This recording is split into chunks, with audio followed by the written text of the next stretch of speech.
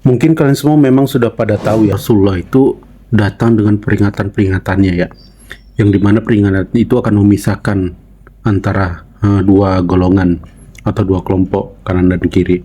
Nah, tapi kan kalau zaman Rasulullah itu mungkin kita tinggal enak aja bilang, oh saya tentu akan memilih Rasulullah ketika saya ada di masa Rasulullah.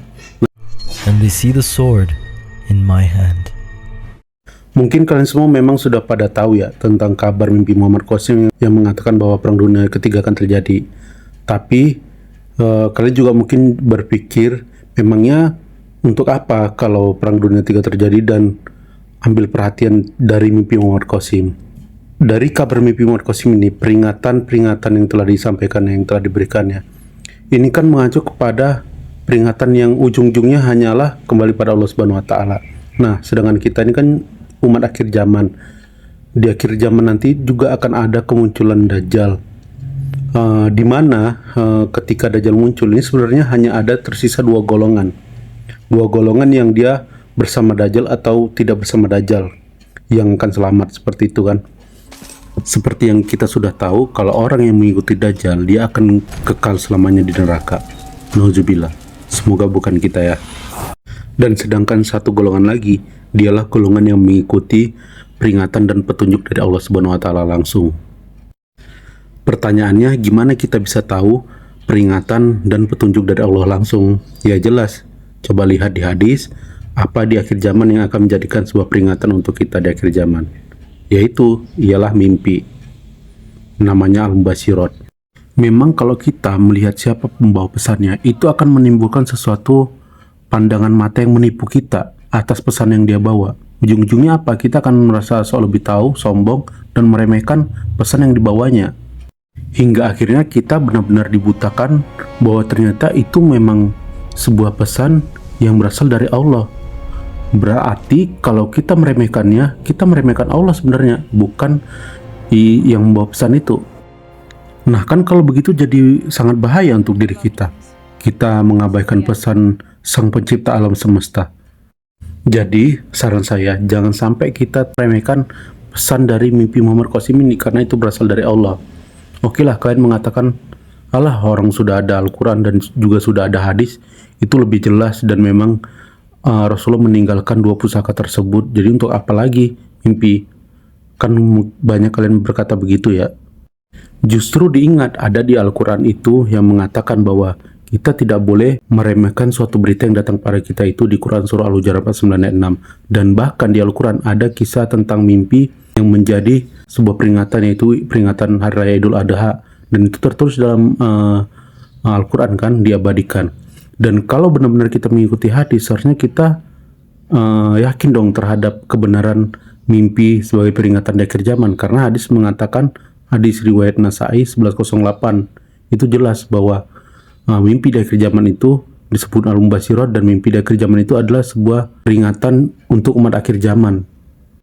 Dan satu lagi, mimpi di akhir zaman itu adalah 1/46 bagian dari kenabian, dan apa yang berasal dari kenabian itu tentulah tidak bohong. Kan jelas, berarti kita harus bisa menerima dan percaya terhadap mimpi yang datang di akhir zaman sebagai kabar gembira dan peringatan untuk kita umat akhir zaman. Kalian bisa bacalah sendiri itu hadisnya, hadis riwayat Nasai 1108 dan lainnya yang saya sudah nggak ingat nomornya berapa. Bayangkan diri kita di posisi mana nanti kalau kita meremehkan dari peringatan mimpi ini, kan gitu. Karena jangan sampai nih, ternyata kita lah salah satu dari orang yang sebagaimana mereka menentang peringatan di zaman masa Rasulullah pada saat itu. Yang saat ini kita juga mendapatkan sebuah peringatan di akhir zaman. Walaupun itu datangnya dari mimpi, tapi memang disebutkan di akhir zaman, ya mimpilah yang akan menjadi peringatan bagi kita umat akhir zaman. Bisa jadi mereka yang menentang Rasulullah pada saat itu, di zaman itu, mereka juga berpikir, alah sebelum-sebelumnya udah ada para utusan Allah, para nabi, para rasul yang juga sudah datang, dan mereka juga meninggalkan kitab seperti Taurat ya, Injil. Nah, mungkin mereka akan cukup mengatakan, ya udah saya akan berpegang kepada Taurat saja, ya udah saya akan berpegang pada Injil saja. Tapi sebenarnya mereka juga tahu akan ada sosok terakhir sebagai penutup para nabi, yaitu Nabi Muhammad. Dan dari sesuatu yang mereka remehkan, karena ada kesombongan dalam dirinya, akhirnya mencelakakan posisi mereka di masa depan, bahkan di akhirat nanti. Nah, jadi hati-hati untuk sesuatu hal yang kita anggap remeh, ternyata itu tidak. Sama juga dengan situasi seperti ini. Kan kalau Rasulullah itu datang dengan peringatan-peringatannya ya, yang dimana peringatan itu akan memisahkan antara dua golongan atau dua kelompok, kanan dan kiri. Nah, tapi kan kalau zaman Rasulullah itu mungkin kita tinggal enak aja bilang, oh saya tentu akan memilih Rasulullah ketika saya ada di masa Rasulullah. Nah, cuman saat ini nih yang harus kita buktikan, kita di zaman saat ini adalah zaman akhir zaman.